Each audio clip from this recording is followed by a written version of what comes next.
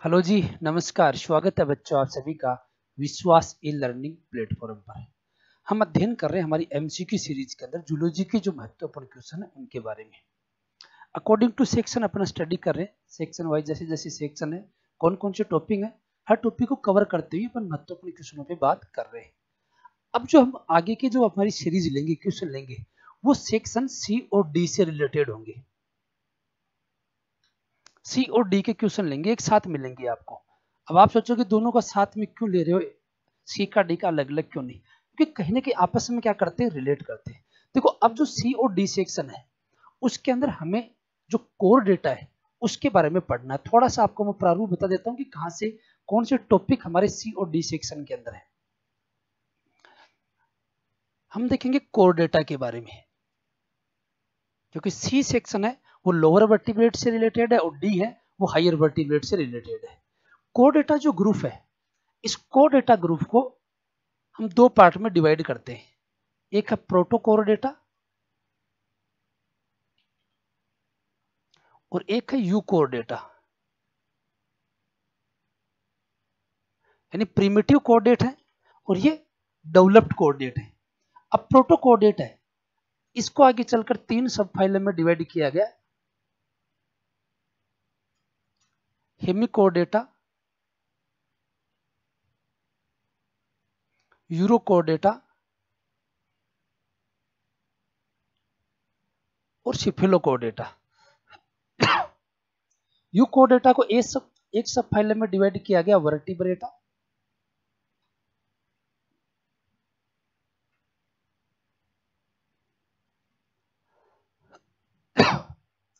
और वर्टिब्रेटा इसको दो डिवीजन के अंदर डिवाइड किया गया।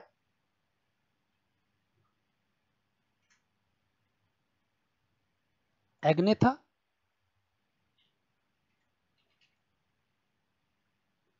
और ग्नेथोस्टोमेटा। अभी समझिए प्रारूप किसके अंदर क्या, कहां से क्या पढ़ना है हमें। एग्नेथा है, इसके अंदर आती है ओस्ट्रेकोडम और साइक्लोस्टोमेटा। ग्नेथोस्टोमेटा इसको दो सुपर क्लास में डिवाइड कर दिया। एक है पिसीच और एक है टेट्रापोडा।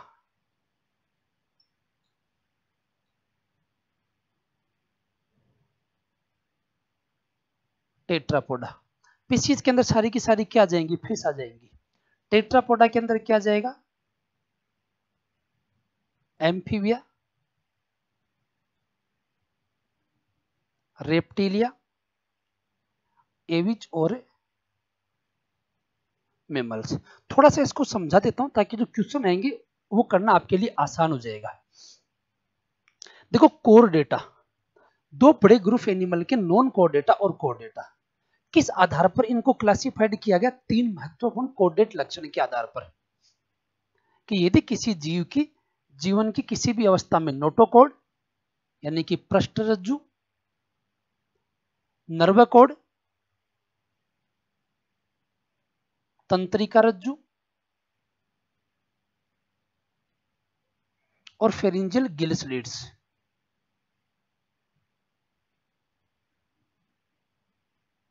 ग्रीष्णीय क्लोम छिद्र,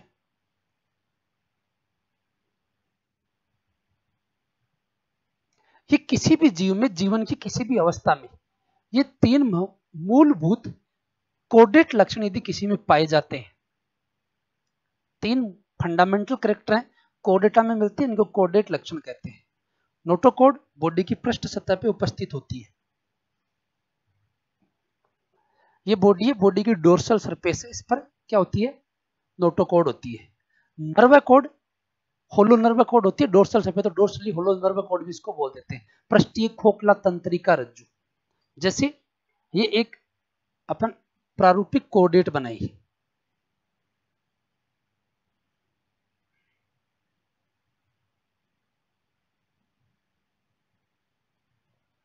यहां पर जैसे है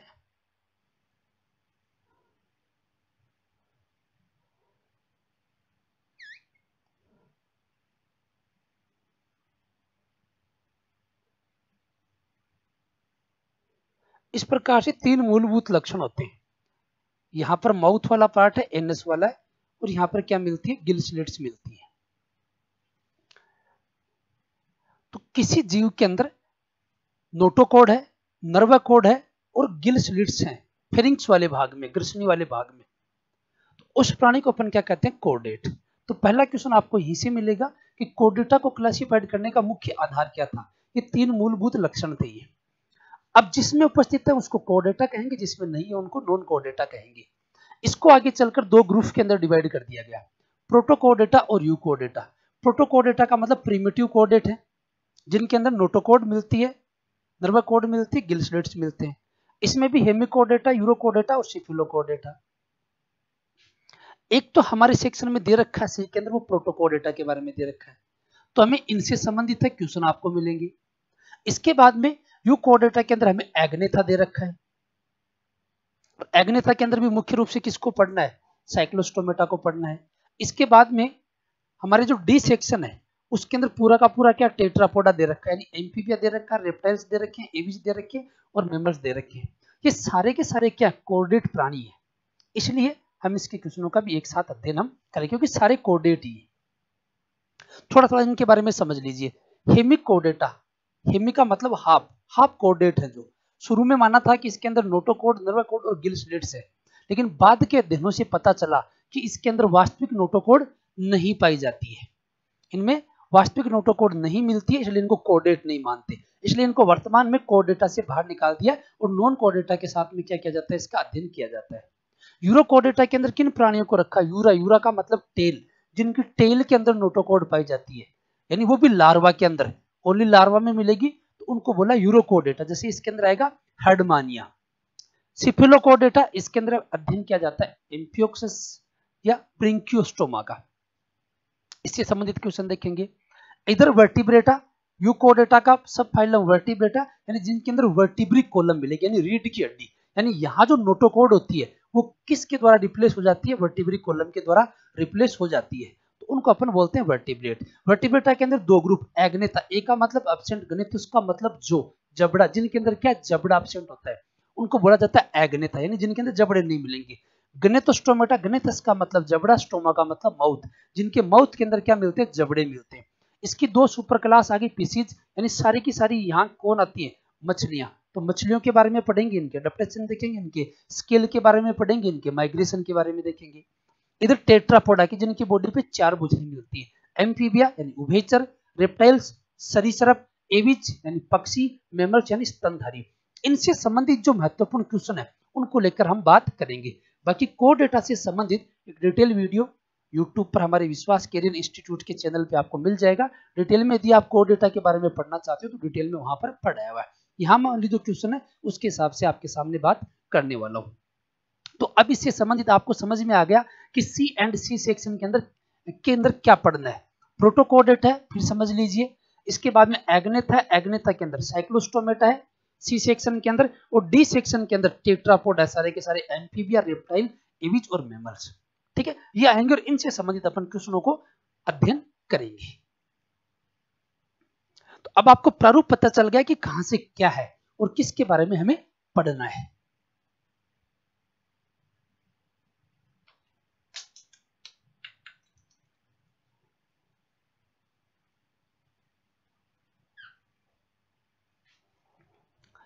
तो सबसे पहला क्वेश्चन स्क्रीन पे देखिए आप,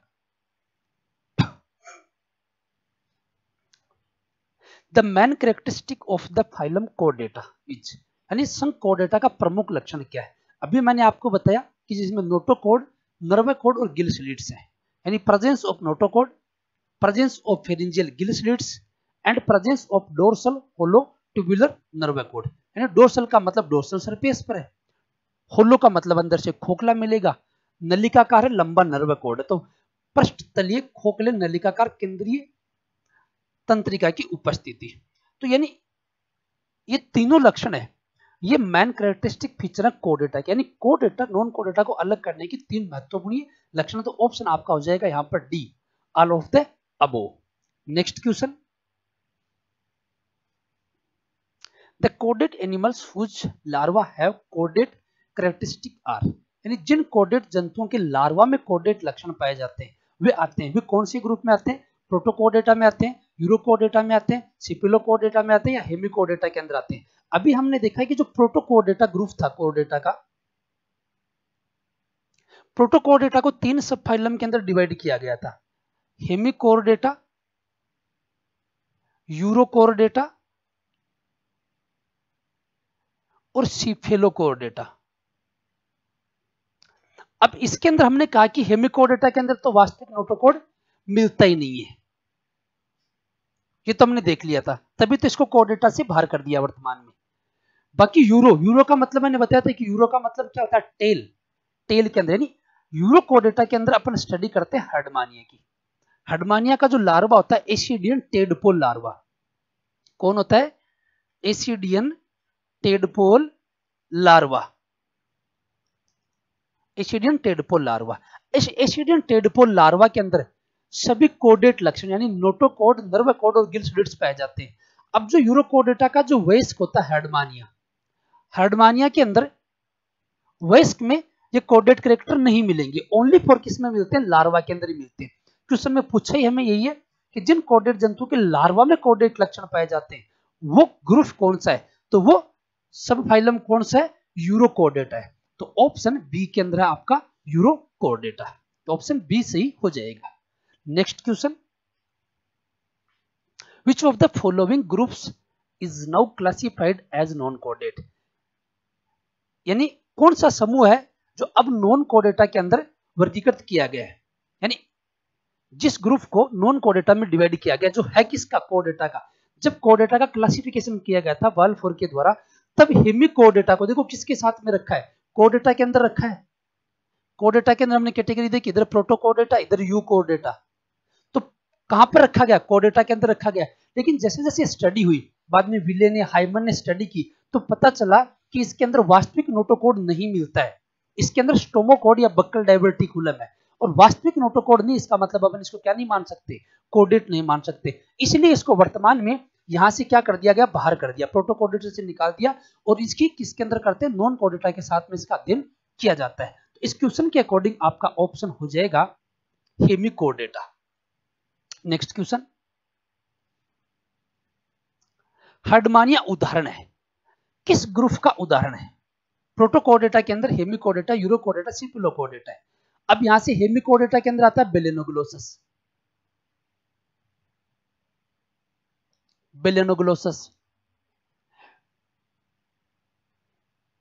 यूरोकोडेटा के अंदर आता है हर्डमानिया, और सिपिलोकोडेटा के अंदर कौन आता है? एम्फियोक्सस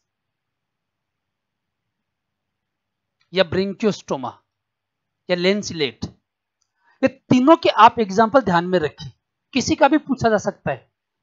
हेमिकोडेटा या बेलेनोग्लोसस को किस में रखा गया? हेमिकोडेटा को। हेमिकोडेटा का उदाहरण क्या है? बेलेनोग्लोसस। यूरोकोडेटा का जो प्राणी जिसका अपन अध्ययन करते हैं, जिसको मानकर अपन लक्षणों का अध्ययन करते हैं, वह हर्डमानिया। हर्डमानिया को क्या बोला जाता है? सी स्कर्ट भी बोला जाता है, इसको समुद्री फुवारा भी कहा जाता है। सिफेलोकोडेटा है, इसके अंदर एम्फियोक्सस। यहां पूछा हमें हर्डमानिया उदाहरण है, किसका उदाहरण है? तो हर्डमानिया किसका उदाहरण है? यूरोकोडेटा का। तो ऑप्शन बी के अंदर है यूरोकोडेटा, तो इसका आपका उत्तर हो जाएगा urochordata, option B. Next question, retrogressive metamorphosis is found in, प्रतिगामी कायांतरण पाया जाता है वर्टिब्रेटा के अंदर, सिफेलोकोडेटा के अंदर, यूरोकोडेटा के अंदर या एम्फीबिया के अंदर, किस में मिलता है? अब पहले तो समझना कि रिट्रोग्रेसिव मेटामॉर्फोसिस क्या है। दो शब्द है, प्रतिगामी कायांतरण। पहले समझना आपको कायांतरण या मेटामॉर्फोसिस को, कि कायांतरण क्या है। जिन प्राणियों में अप्रत्यक्ष परिवर्तन होता है उनमें क्या मिलता है? लार्वा मिलता है। यानी कि लार्वा होता है वो मोर्फोलॉजिकल देखेंगे तो अपने वयस्क से काफी भिन्न होता है ये लार्वा। अब ये लार्वा क्या करेगा? विभिन्न परिवर्तनों के द्वारा किस में कन्वर्ट होगा? अपने अडल्ट के अंदर यानी वयस्क में कन्वर्ट होगा। तो जो यहां से परिवर्तन होंगे लार्वा से वयस्क में रूपांतरण के समय, उन्हीं को क्या बोला जाता है? मेटामॉर्फोसिस। यानी एक लार्वा से वयस्क बनते समय जो परिवर्तन होते हैं उनको बोला जाता है कायांतरण या मेटामॉर्फोसिस। अब मेटामॉर्फोसिस दो प्रकार का है, एक होता है प्रोग्रेसिव, यानी प्रोग्रेसिव प्रकार का, कि जहां लार्वा से वयस्क बनते समय लक्षणों का क्या होता है? यानी यहां लार्वा कम विकसित है और वयस्क ज्यादा विकसित होगा, यानी लार्वा की बजाय वयस्क ज्यादा विकसित होगा। यानी इसमें कुछ लक्षण नहीं है कि यहां बनेंगे, इस प्रकार के मेटामॉर्फोसिस को बोलेंगे प्रोग्रेसिव या अग्रगामी, कि प्रोग्रेस होंगे लक्षण। लेकिन कुछ प्राणियों के अंदर, मोस्टली के अंदर क्या होता है, प्रोग्रेसिव मेटामॉर्फोसिस होता है। लेकिन कुछ प्राणी ऐसे होते हैं जहां पर ये उल्टा होता है, यानी लार्वा क्या होता है, ज्यादा एडवांस होता है, किसकी तुलना में, वयस्क की तुलना में। यानी लार्वा से वयस्क के बनते समय जो कायांतरण होता है, उसमें लार्वा के अंदर जो लक्षण है, यानी लार्वा ज्यादा विकसित है और वयस्क के अंदर कई सारे लक्षण क्या हो जाते हैं, खत्म हो जाते हैं। यानी इसका लार्वा ज्यादा विकसित होगा तो उल्टा हो गया ना, प्रोग्रेसिव में लक्षण प्रोग्रेस कर रहे थे, यहाँ क्या हो जाते हैं, लक्षण अपहास्रित हो जाते हैं, रिड्यूस हो जाते हैं। तो इस प्रकार के मेटामॉर्फोसिस को बेटा बोला जाएगा प्रतिगामी कायांतर, रिट्रोग्रेसिव मेटामॉर्फोसिस। बहुत महत्वपूर्ण है, मान के चलिए एग्जाम में इससे संबंधित क्वेश्चन जरूर मिलने वाला है। तो रिट्रोग्रेसिव मेटामॉर्फोसिस का मतलब समझ गए कि लार्वा से वयस्क बनते समय जब लक्षणों की अवनति होती है, रिडक्शन होता है, तो ऐसी कायांतरण को बोलेंगे रिट्रोग्रेसिव मेटामॉर्फोसिस, प्रतिगामी कायांतरण। ये किसमें मिलता है, अब यहां पर दिया हमें फाइलम का नाम कि वर्टिब्रेटा में, सिफिलोकोर्डेटा में, यूरोकोर्डेटा में या एम्फीबिया के अंदर। तो बेटा ये मिलता है यूरोकोर्डेटा के अंदर। अब ध्यान दीजिए, सब फाइलम का नाम दे हमें तो कौन है, यूरोकोर्डेटा के अंदर। प्राणी का नाम दे तो इसका प्राणी कौन है, हर्डमानिया। अब यहाँ पर हो सकता है आपको सब फाइलम का नाम न देके प्राणी का नाम दे देता है कि प्रतिगामी कायांतरण मिलेगा बेलेनोग्लोसस के अंदर, हर्डमानिया के अंदर, एम्फियोक्सिस के अंदर, या किसी और मेंढक का नाम दे दिया जैसे। तो प्राणी का नाम पूछे तो किसके अंदर आएगा, हर्डमानिया के अंदर। और हर्डमानिया का जो कायांतरण होगा तो इसके लार्वा का नाम क्या होता है, वो होता है एसिडियन टेडपोल लार्वा। तो समझ गए, इसलिए रिट्रोग्रेसिव मेटामॉर्फोसिस इस क्वेश्चन के अकॉर्डिंग आपका ऑप्शन हो जाएगा यूरोकोर्डेटा, यानी सी ऑप्शन सही हो जाएगा। Next question, animals having test are classified as, यानी टेस्ट युक्त जंतु वर्गीकृत किए जाते हैं, यानी जिनकी बॉडी पर क्या मिलता है, टेस्ट मिलता है। प्रोटोकोर्डेटा के अंदर अपन अध्ययन कर रहे हैं तो हेमिकोर्डेटा, यूरोकोर्डेटा, सिफिलोकोर्डेटा, साइक्लोस्टोमेटा पीसीज, यानी किसके अंदर ऊपर टेस्ट मिलता है, आवरण मिलता है। तो ये मिलता है बेटा यूरोकोर्डेटा के सदस्यों के अंदर, यानी इनकी बॉडी के ऊपर एक आवरण मिलता है, टेस्ट मिलता है, ट्यूनिसिन से बना हुआ। किससे बना हुआ, ट्यूनिसिन से। इसलिए यूरोकोर्डेटा का एक नाम और है ट्यूनिकेटा। यूरोकोर्डेटा को एक नाम और क्या दिया जाता है, ट्यूनिकेटा भी कहा जाता है। ट्यूनिसिन का बना हुआ एक आवरण होता है। तो इस क्वेश्चन के अकॉर्डिंग टेस्ट युक्त जंतु वर्गीकृत किसमें किए गए, यूरोकोर्डेटा के अंदर वर्गीकृत किए गए। यूरोकोर्डेटा या इसका दूसरा नाम ट्यूनिकेटा, क्योंकि ट्यूनिसिन के ऊपर कवर या टेस्ट मिलता है। तो ऑप्शन हो जाएगा आपका यहां पर ए सही। नेक्स्ट क्वेश्चन, वर्ग एसिडिएसिया का उदाहरण है। अब देखो यहां क्लास पूछी है, यूरोकोर्डेटा है, इस यूरोकोर्डेटा की 3 क्लास है, एसिडिएसिया, लार्वेसिया और थैलेसिया।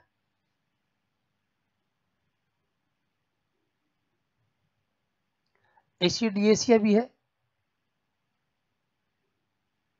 थैलेसिया और लार्वेसिया, 3 क्लास है। अब यहां पर वर्ग एसिडिएसिया का उदाहरण है, क्लास एसिडिएसिया के अंदर कौन है। देखो क्यों पूछा है, क्योंकि यूरोकोर्डेटा के अंदर रिट्रोग्रेसिव मेटामॉर्फोसिस, प्राणी का नाम हर्डमानिया। अब हर्डमानिया भी एसिडिएसिया, थैलेसिया, लार्वेसिया, इनमें से किससे संबंधित है, देखो एसिडियन टेडपोल लार्वा। इसके लार्वा को क्या कहा, ascidian tadpole larva. Tadpole larva है, लेकिन एसिडियन क्यों कहा, क्योंकि कौन सी क्लास से बिलोंग करता है, ये एसिडिएसिया से बिलोंग करता है। और इसीलिए क्वेश्चन ये दिया गया कि वर्ग एसिडिएसिया का उदाहरण है, यानी हर्डमानिया को किसमें रखा गया है, क्लास यूरोकोर्डेटा की क्लास एसिडिएसिया के अंदर रखा गया है। तो ऑप्शन आपका हो जाएगा सही यहां पर सी, हर्डमानिया। अब देखो हर्डमानिया का कॉमन नाम भी ध्यान में रखना, हर्डमानिया को क्या बोला जाता है, समुद्री फुवारा, सी स्कर्ट,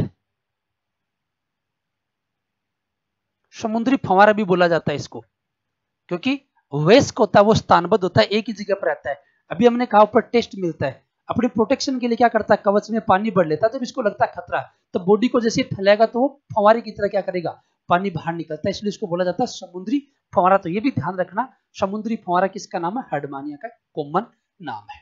नेक्स्ट क्वेश्चन, अगला क्वेश्चन है एग्जाम्पल ऑफ सिफेलोकोडेटा। यहां से पूछे सिफेलोकोडेटा का एग्जाम्पल क्या है, तो सिफेलोकोडेटा का एग्जाम्पल क्या है, इसके अकॉर्डिंग क्या देखा, एम्फियोक्सस। पेट्रामाइजोन है वो किसका सदस्य है, वो साइक्लोस्टोमेटा का है। यहां पर पूछा सिफिलोकोडेटा का एग्जांपल, तो सिफिलोकोडेटा के अंदर कौन आता है, एम्फिओक्सस। बता दिया ना मैंने कि तीनों फाइलम के सब फाइलम के आपको उदाहरण ध्यान में रखने हैं। तो ऑप्शन हो जाएगा आपका बी, एम्फिओक्सस। नेक्स्ट क्वेश्चन, जो आर नोट फाउंड, जबड़े नहीं पाए जाते, किन में नहीं पाए जाते हैं। अभी बात की थी अपना एक ग्रुप आया था एग्नेथा,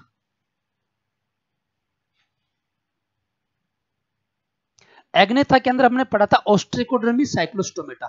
ऑस्ट्रेकोडर्मी सारे एक्सटिंक्ट हो चुके हैं। इसके बाद में क्या, साइक्लोस्टोमेटा। इधर यूकोडेटा के अंदर हमने देखा था वर्टिब्रेटा, वर्टिब्रेटा की दो डिवीजन एग्नेथा,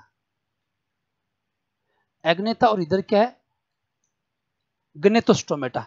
एग्नेथा का मतलब मैंने बताया था, एक का मतलब एब्सेंट, गनेथिस का मतलब जा, कि जिसके अंदर जा यानी जबड़े एब्सेंट होते हैं। और इसकी दो क्लास थी, ऑस्ट्रेकोडर्मी और साइक्लोस्टोमेटा। ऑस्ट्रेकोडर्मी सारी एक्सटिंक्ट हो चुकी है और नहीं हमारे सिलेबस के अंदर दे रखा है। साइक्लोस्टोमेटा, इस नाम को देखिए, साइक्लोस्टोमेटा के अंदर जो प्राणी आता है, जो रखा गया जंतु, उसका नाम क्या, पेट्रोमाइजोन। पेट्रोमाइजोन या इसको क्या बोला जाता है, लेम्प्रे भी बोला जाता है, पेट्रामाइजोन या लेम्प्रे। अब साइक्लोस्टोमेटा का मतलब देखिए, साइक्लो का मतलब क्या होता है, सर्कुलर, और स्टोमा का मतलब क्या होता है, माउथ। तो इस नाम का मतलब क्या निकल गया, गोलाकार माउथ। पूछा क्या है, एक तो ही ध्यान रखना कि गोलाकार मुख वाले प्राणियों का समूह कौन से, साइक्लोस्टोमेटा। दूसरे देखा यहां पर जबड़े नहीं है, उदाहरण दिया मैं, तो जबड़े किसके अंदर नहीं है, साइक्लोस्टोमेटा के अंदर नहीं है। साइक्लोस्टोमेटा दे दिया नाम, या फिर इसका क्या दे दिया, प्राणी दे दिया, तो पेट्रामाइजोन। तो इस ऑप्शन के अकॉर्डिंग आपका क्या सही हो जाएगा, पेट्रामाइजोन, कि पेट्रामाइजोन के अंदर क्या नहीं होते, जबड़े नहीं होते, क्योंकि एक एग्नेथस प्राणी है। ध्यान रखना, क्लास का नाम पूछिए तो कौन सी है, साइक्लोस्टोमेटा, और प्राणी का नाम पूछिए इसका तो कौन है, पेट्रामाइजोन। तो आपका ऑप्शन सी हो जाएगा इसके अंदर, पेट्रामाइजोन में जबड़े नहीं पाए जाते हैं। Next question, amphioxus are classified. अब यहां पे क्वेश्चन घूम के आ गया, यहाँ प्रोटोकोडेटा के अंदर हमने देखा था हेमिकोडेटा, यूरोकोडेटा, सिफिलोकोडेटा। तो यहाँ क्वेश्चन के अंदर क्या पूछा आपको, एम्फिओक्सस वर्गीकृत किया गया, एम्फिओक्सस को किस में रखा गया, यूरोकोडेटा या सिफिलोकोडेटा या साइक्लोस्टोमेटा या पीसीज। तो इसका ऑप्शन हो जाएगा आपका बी, सिफिलोकोडेटा। यूरोकोडेटा के अंदर कौन है, हर्डमानिया है। सिफिलोकोडेटा के अंदर कौन है, एम्फिओक्सस या ब्रेंकियोस्टोमा है। साइक्लोस्टोमेटा के अंदर कौन आती है, पेट्रामाइजोन आती है। और पीसीज के अंदर कौन आती है, सारी की सारी फिश आ जाती है। तो ऑप्शन बी आपका सही हो जाएगा। Next question, the notochord is replaced by the vertebral column. Notochord कशेरुक दंड द्वारा प्रतिस्थापित हो जाती है, किसमें, ध्यान रखिए, यहां से प्रोटोकोडेटा, यहां से यूकोडेटा, और यूकोडेटा का एक सब फाइलम था हमारा क्या, वर्टिब्रेटा। और ये मैंने आपको बता दिया कि वर्टिब्रेटा या कशेरुकी, इनके अंदर तो क्या मिलती है, नोटोकोड, और इनमें नोटोकोड किसके द्वारा रिप्लेस हो जाएगी, वर्टिब्रेटा के अंदर कशेरुक दंड के द्वारा, यानी रीढ़ की हड्डी के द्वारा। तो यही पूछा कि नोटोकोड कशेरुक दंड द्वारा प्रतिस्थापित किसमें हो जाती है, तो वर्टिब्रेटा के अंदर हो जाती है। तभी तो नाम बोला वर्टिब्रेटा, वर्टिब्री एटा का मतलब बियरिंग, प्रेजेंट है, यानी वर्टिब्री जिनमें प्रेजेंट होती है वह वर्टिब्रेटा। तो ऑप्शन डी आपका सही हो जाएगा। नेक्स्ट क्वेश्चन, फनल शेप्ड चालेस सर्कुलर माउथ इज फाउंड, यानी कीप नुमा है, जबड़े विहीन है, और वर्ताकार मुख किसमें पाया जाता है, पेट्रामाइजोन में, एक्सोसिटस के अंदर, इक्थियोफिस में, या फिर सभी के अंदर। तो अभी हमने देखा था साइक्लोस्टोमेटा का मतलब क्या होता है, सर्कुलर माउथ है, किसमें, साइक्लोस्टोमेटा का प्राणी कौन है, पेट्रामाइजोन। मुख क्या होता है इनका, गोलाकार होता है, आगे से कैसे होता है, कीपनुमा होता है, और है क्या ये, एग्नेथस है, जबड़े विहीन प्राणी है। तो ऑप्शन आपका हो जाएगा इसके अंदर पेट्रामाइजोन ए। नेक्स्ट क्वेश्चन, एमोसिट लार्वा है, एमोसिट लार्वा ये किसका अंदर मिलेगा आपको, एसिडियन का, बेलिनोग्लोसस का, पेट्रामाइजोन का या एम्बाइलोस्टोमा का? तो बेटा यहां पर जो पेट्रामाइजोन है किस क्लास का प्राणी है? साइक्लोस्टोमेटा का। और पेट्रामाइजोन का जो लार्वा है उसका नाम क्या है? एमोसिट लार्वा। पेट्रामाइजोन का लार्वा क्या है? एमोसिट। तो क्वेश्चन के अकॉर्डिंग आपका हो जाएगा पेट्रामाइजोन सी। अब यहां से आपको क्लास भी पूछी जा सकती है कि एमोसिट लार्वा किस क्लास का सदस्य है, तो वो किस क्लास का सदस्य है? साइक्लोस्टोमेटा का। दूसरे तरीके से भी आप ध्यान में रखिए। सॉल्यूशन वीडियो प्रोवाइड करवाने का पर्पज यही है कि एक क्वेश्चन संभावित कितने तरीके से बन सकता है, क्योंकि सीधे आप पढ़ोगे कहीं से भी तो जो ऑप्शन में दिया गया उसको आप सीधा पढ़ोगे, सीधा समझ में आएगा नहीं। अब कई बार जैसे क्वेश्चन यहाँ पर जैसे दिया गया एमोसिट लार्वा पूछा है, सीधा प्राणी का नाम दे दे किसका है, तो वो किसका है? पेट्रामाइजोन का। अब यहाँ से आपको क्लास भी पूछी जा सकती है कि किस क्लास का है, तो क्लास साइक्लोस्टोमेटा का। तो इसको ध्यान में रखिए।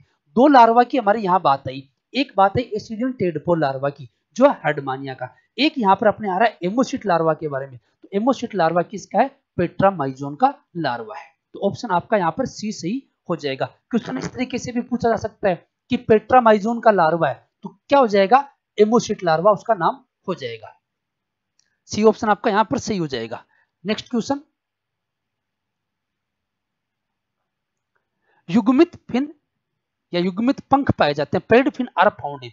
युग्मित पंख किस में पाए जाते हैं? एम्फियोक्सिस के अंदर, पेट्रामाइजोन में, फिशियज के अंदर या फिर व्हेल के अंदर? तो बेटा पेड फिन युग्मित पंखों का पाया जाना किसकी विशेषता? मछलियों की विशेषता है।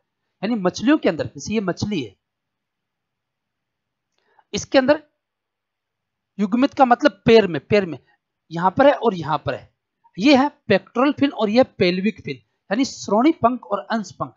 युग्मित पंख यानी पेड फिन किसकी विशेषता है? मछलियों के। तो इसका आपका ऑप्शन हो जाएगा सी। सी के अंदर मछलियां, सी ऑप्शन हो जाएगा। Next question, placoid scales are found in. अब जो मछलियां होती हैं, इन मछलियों की बॉडी के ऊपर क्या पाए जाते हैं? सल्क पाए जाते हैं। ये एक प्रकार से इनका अडेप्टेशन है, क्योंकि पानी में रहते हैं तो इनकी बॉडी पर एक प्रकार से प्रोटेक्टिव शीट मिलती है, कवरिंग मिलती है, और बॉडी पर क्या मिल रहे हैं? सल्क मिल रहे हैं। अब जो प्लेकोइड सल्क होते हैं, पट्टाब सल्क या प्लेकोइड सल्क, ये किन की विशेषता है? पेट्रामाइजोन के अंदर है, या शार्क मछलियों के अंदर मिलते हैं, या अस्थिल मछलियों में मिलते हैं, सरीसृपों के अंदर मिलते हैं? तो प्लेकोइड जो सल्क होते हैं वो मिलेंगे आपको शार्क मछलियों के अंदर। तो यहां पर ऑप्शन हो जाएगा बी आपका सही। Next question, cycloid scales are found. सल्क से संबंधित आपको क्वेश्चन एक डेफिनेट जरूर पूछा जाएगा कि मछलियों की जो स्केल्स है, सल्क वो हमारे सिलेबस में दे रखा है। तो जितने भी प्रकार के सल्क हैं ध्यान में रखिए किन मछलियों में, या फिर पूछ लिया जैसे सल्क के रूप में कौन सा सल्क किसके अंदर है, या कौन सी मछलियों के अंदर किस प्रकार का सल्क पाया जाता है। तो प्लेकोइड सल्क किन में मिलते हैं? शार्क मछलियों के अंदर मिलते हैं। अब पूछा साइक्लोइड सल्क किन के अंदर पाए जाते हैं? तो साइक्लोइड सल्क बेटा पाए जाते हैं अस्थिल मछलियों के अंदर, बोनी फिशेज के अंदर। तो इसका आपका सही हो जाएगा option C. Next question, elasmobranch fishes are found in. Elasmobranch मछलियां कहां पाई जाती हैं? केवल स्वच्छ जल के अंदर, केवल समुद्री जल के अंदर, समुद्री व स्वच्छ जल दोनों के अंदर, या फिर स्थलीय आवास के अंदर? तो स्थल में तो मिलती नहीं, हमें सीधा सीधा पता है। अब देखना कि स्वच्छ में मिलती है, अब समुद्री जल में मिलती है, यानी सी वाटर के अंदर या मेराइन वाटर के अंदर। तो इलास्मोब्रैंक जो मछलियां होती हैं वो मिलेंगी आपको समुद्री जल में। ऑप्शन बी आपका सही हो जाएगा। Next question,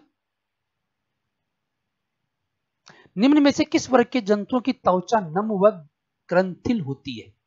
the skin of which of the following groups of animals is moist and glad. यानी नम होती है और उसके अंदर क्या पाई जाती है? ग्रंथियां, ग्रंथिल। ग्रंथियां होंगी तभी उनसे सेक्रेशन से निकलेगा, और त्वचा क्या रहेगी? मॉइस्ट या नम बनी रहती है। तो बेटा ऐसी स्किन मिलती है एम्फीबिया के अंदर। तो ऑप्शन आपका ए सही हो जाएगा। नेक्स्ट क्वेश्चन, नेक्स्ट क्वेश्चन है निम्न में से किस एम्फीबियन जंतु में पाद नहीं पाए जाते? Feet are not found in the which of the following amphibian animal. यानी ये सारे एम्फीबियन है। एम्फीबियन के अंदर किसको रखा गया? जो जल और स्थल दोनों पे रहते हैं, जैसे मेंढक हो गया, उनको रखा एम्फीबियन के। एम्फी का मतलब भी क्या होता है? टू। बायोस का मतलब लाइफ, दो लाइफ जो रहते, दो लाइफ जीते हैं, जल की भी स्थल की भी, उनको बोलते हैं अपन एम्फीबिया या उभयचर। अब इनमें से आपको ये पहचानना है कि कौन सा ऐसा एम्फीबियन है जिसके अंदर फिट नहीं है, लिम्ब नहीं है। तो वो हो जाएगा बेटा इक्थियोफिस। अब इक्थियोफिस को देखोगे तो देखने में आपको एक प्रकार से सर्प जैसा लगेगा है, क्योंकि इसके अंदर लिम्ब नहीं होंगी, भुजाएं नहीं होंगी। लेकिन है क्या, ये एक एम्फीबियन प्राणी है। तो ऑप्शन हो जाएगा आपका सी यहां पर, ichthyophis. Next question, neoteny is found in animals of this group of amphibian class. अब एम्फीबिया वर्ग के किस गण के जंतुओं में नियोटेनी पाई जाती है? अब पहले तो ये समझना कि नियोटेनी क्या है और ये मिलती किसके अंदर है। एम्फीबिया के अंदर मिलती है, और एम्फीबिया की भी कौन सी क्लास के अंदर मिलती है? यूरोडेला के अंदर मिलती है। तो ऑप्शन तो जाएगा यहाँ पर आपका सी सही, यूरोडेला। लेकिन नियोटेनी है क्या, समझना है इसको। तो अभी हमने बात किया था एक शब्द का, मेटामोर्फोसिस, कायांतरण, कि लार्वा से वयस्क में रूपांतरण की प्रक्रिया क्या कहलाती है? मेटामोर्फोसिस या कायांतरण कहलाती है। अब लार्वा से वयस्क में बदलने की प्रक्रिया है। अब बेटा जो लार्वा होता है ये क्या नहीं होता है? रिप्रोडक्टिव नहीं होता, ये प्रजननशील नहीं होता है। लार्वा रिप्रोडक्शन नहीं कर सकता है। लार्वा से जब वो वयस्क में बदलेगा, जब तब उसके क्या होंगे? रिप्रोडक्टिव ऑर्गन डेवलप होंगे और वो रिप्रोडक्शन करेगा। लेकिन किसी कारण से जब लार्वा ही क्या हो जाए? रिप्रोडक्टिव रूप से मैच्योर हो जाए, यानी प्रजनन रूप से परिपक्व हो जाए, यानी लार्वा ही प्रजनन करने लग जाए, या लार्वा अवस्था में ही रिप्रोडक्टिव अंग डेवलप्ड हो जाए, तो इस घटना को या इस प्रोसेस को अपन क्या बोलेंगे? नियोटेनी। यानी हम कहते हैं कि नॉर्मली लार्वा के अंदर रिप्रोडक्टिव ऑर्गन नहीं होते या इमेच्योर होते हैं, लेकिन जब कायांतरण के द्वारा वो वयस्क में बदलेगा तो रिप्रोडक्टिव ऑर्गन डेवलप हो जाएंगे। लेकिन किसी कारण से मान लीजिए कि लार्वा अवस्था में ही उसके अंदर क्या आ गई? रिप्रोडक्टिव मेच्योरिटी आ गई, यानी वो प्रजननशील हो गए लार्वा अवस्था में। तो इस प्रोसेस को, इस फिनोमेना को बोलेंगे नियोटेनी।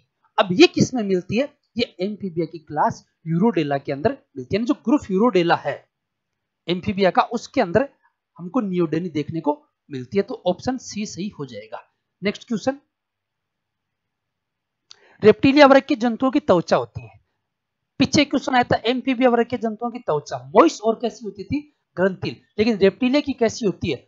ड्राई और ग्लैंडलेस होती है, रूखी और ग्रंथिहीन। क्योंकि ग्रंथियां नहीं होंगी तो सेक्रेशन नहीं होगा, सेक्रेशन नहीं होगा तो त्वचा कैसी बनी रहेगी? ड्राई बनी रहेगी, रूखी बनी रहेगी। तो ऑप्शन आपका यहां से बी सही हो जाएगा। नेक्स्ट क्वेश्चन, इलास्मोब्रेंक मछलियों के सल्क होते हैं प्लेकोइड, साइक्लोइड, टिनोइड, गेनोइड। तो पीछे आया था क्वेश्चन कि प्लेकोइड सल्क किस में पाए जाते हैं? शार्क में। और यहां पूछ लिया कि इलास्मोब्रेंक, ये वही मछलियां, शार्क मछलियां यही है इलास्मोब्रेंक की। तो इस रूप में भी आपको पूछा जा सकता है इलास्मोब्रेंक मछलियों के सल्क होते हैं प्लेकोइड, या ऐसे प्लेकोइड सल्क किस में पाए जाते हैं? शार्क में या इलास्मोब्रेंक के अंदर। तो यहां पर पूछ लिया इलास्मोब्रेंक मछलियों की सल्क है, तो वह बेटा प्लेकोइड, ऑप्शन आपका ए सही हो जाएगा। नेक्स्ट क्वेश्चन, निम्न में से कौन सी अस्थिल मछली है? अब मछलियों में भी कुछ मछली क्या होती है? उपास्थिल होती है, कार्टिलेजिनस या उपास्थिल। और कुछ मछलियां क्या होती हैं? अस्थिल, कि जिनका अंतःकंकाल होता है वो अस्थियों से बना होता है, उनको बोलते हैं अपन अस्थिल या बोनिफिशियस। जिनका अंतःकंकाल या एंडोस्केलेटन किसका बना होगा? उपास्थि का, कार्टिलेज का, उसको क्या बोलेंगे? उपास्थिल मछली। यहां हमें पूछा है कि कौन सी एक अस्थिल मछली है? डॉगफिश है, यानी कुत्ता मछली है, स्टारफिश है, सिल्वर फिश है। अब ये स्टारफिश और सिल्वर फिश ये तो दोनों वास्तविक मछली है ही नहीं, क्योंकि ये तो नॉन कोर्डेट है। और वास्तविक मछलियां क्या होती हैं? कोर्डेट होती हैं, और उनके अंदर क्या मिलते हैं? युग्मित पंख मिलते हैं, पेड़ फिन मिलते हैं। तो ये दो तो मछलियां नहीं। अब जो डॉगफिश है ये क्या है? पूछा क्या? अस्थिल मछली पूछा है। ऑप्शन होगा आपका हिप्पोकैम्पस। इसका मतलब दो क्वेश्चन हो जाएंगे। अस्थिल मछली है, हिप्पोकैम्पस, इसका मतलब डॉगफिश क्या है? ये एक उपास्थिल मछली है, कार्टिलेजिनस फिश है। अब यहां से ध्यान रखिए, हिप्पोकैम्पस का एक सामान्य नाम और है। हिप्पोकैम्पस को क्या कहा जाता है? समुद्री घोड़ा, सी हॉर्स। हिप्पोकैम्पस को क्या कहा जाता है? समुद्री घोड़ा भी कहा जाता है। अब कई बार आपको क्वेश्चन इस प्रकार से मिल सकता है, बोलो समुद्री घोड़ा है, एक मछली है, एक उभयचर है, एक रेप्टाइल्स है, एक स्तनधारी है। तो वैसे देखकर घोड़े के नाम से लगता है कि शायद कोई स्तनधारी है, लेकिन नहीं, ये एक किसका नाम है? एक अस्थिल मछली का नाम है, जो क्या? हिप्पोकैम्पस या समुद्री घोड़ा। तो ऑप्शन आपका यहां हो जाएगा सी सही। नेक्स्ट क्वेश्चन, निम्न में से किस वर्ग की मछलियों का अंतःकंकाल उपास्थि का बना होता है? आ गया क्वेश्चन ये भी।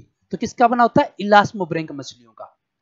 जो अभी उदाहरण आया था कुत्ता मछली, डॉग फिश, वो क्या है? कि इलास्मोब्रेंक फिश ही है वो। ठीक है, तो ऑप्शन हो जाएगा आपका यहाँ पर ए सही की इलास्टोब्रेंक है, एक प्रकार से अंत कंकालों का इनका वो उपास्थि या कार्टिलेजिनस होता है। नेक्स्ट क्वेश्चन, मछलियों में कितनी जोड़ी कपाल तंत्रिकाएं पाई जाती है? क्रेनियल नर्व की संख्या बतानी है। क्रेनियम से, ब्रेन से जो तंत्रिकाएं निकलती हैं उनको क्या बोलते हैं? क्रेनियल नर्व बोलते हैं। संख्या आगे और फाइलम जो एम्फीबिया रेप्टाइल आएगा उनमें भी देखेंगे अपन, ठीक है। यहाँ पूछा हमें मछलियों के अंदर कितनी जोड़ी कपाल ये या क्रेनियल नर्व पाई जाती है, तो इनमें पाई जाती है बेटा 10 जोड़ी। जोड़ी है, ध्यान में रखना, 10 जोड़ियां, 10 पेयर। तो ये थे महत्वपूर्ण क्वेश्चन। आज के वीडियो के अंदर अपन इतने क्वेश्चन पे बात करेंगे, कंटिन्यू जारी रखेंगे और पूरे के पूरे सी एंड डी सेक्शन के अकॉर्डिंग, देखो हर सेक्शन के अकॉर्डिंग, हर टॉपिक से आपको क्वेश्चन मिलेंगे। कई बार जैसे कुछ बच्चे कमेंट करते हैं, बोले सर पूरा सिलेबस कवर हो रहा है, कि बिल्कुल अकॉर्डिंग टू सिलेबस चला जा रहा है। जैसे जैसे सिलेबस में टॉपिक है उसके अकॉर्डिंग सारे क्वेश्चन आ रहे हैं, नहीं हर टॉपिक को कवर किया जा रहा है, अकॉर्डिंग टू सेक्शन की अपन स्टडी कर रहे हैं। तो उम्मीद करता हूं आज के क्वेश्चन आपको समझ में आए होंगे। फिर भी मैंने बता दिया कोड डेटा से संबंधित है, और कोड डेटा के बारे में यहाँ पर मैंने क्वेश्चन के अकॉर्डिंग बात की, ज्यादा डिटेल में मैं गया नहीं। लेकिन आप पढ़ना चाहो कि कोड डेटा का पूरा, हमें फाइलम कोड डेटा का जो क्लासिफिकेशन वो पूरा समझना है, तो हमारे यूट्यूब चैनल के ऊपर इसका वीडियो है, तो आप उसको देखकर और कोड डेटा की डिटेल स्टडी कर सकते हैं और उसको डिटेल में समझ सकते हैं। आज के वीडियो में के अंदर इतनी बात करेंगे। Thank you so much.